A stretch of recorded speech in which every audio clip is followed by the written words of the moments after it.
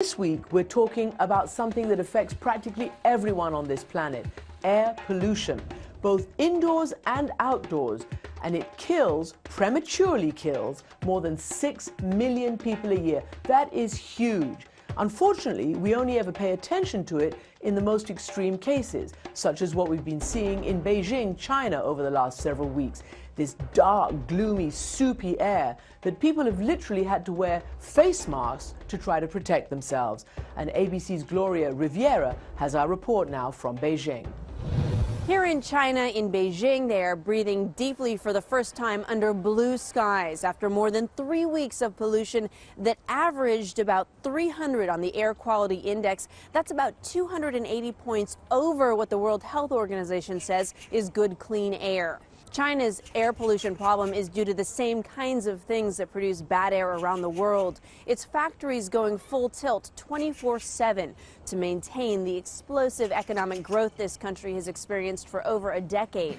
Also, with a growing middle class, there are millions of first-time car owners on the road. Both of those things are happening without the proper environmental standards in place. There is cautious optimism here in China. For the first time in Beijing, officials issued an emergency warning telling people to stay inside and ordering about a third of all government vehicles off the roads.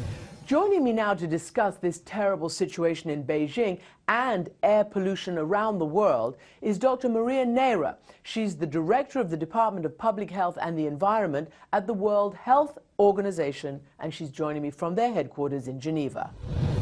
Dr. Neira, thank you for joining me.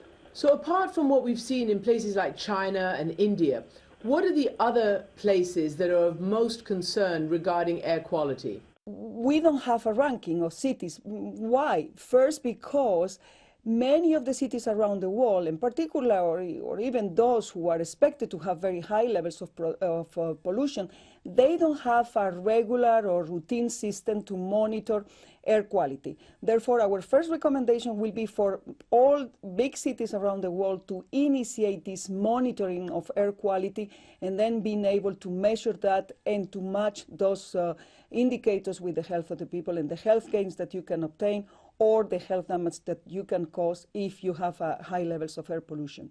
Around the world, how would you describe the air quality right now? Is it generally good or is it generally bad? For emerging economies, I think it's still a big challenge, and there are still many interventions that can be put in place to reduce that high levels of air pollution.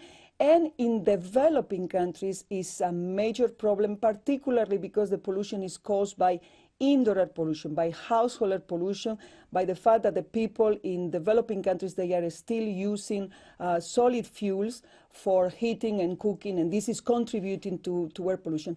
In general, we can say that according to the latest report published, that we calculate that 3.3 million premature deaths every year are caused by outdoor air pollution, and 3.5 million deaths, premature deaths, can be associated to household air pollution. And finally, is the whole issue of the environment, climate change, does that also impact this idea of outdoor air pollution?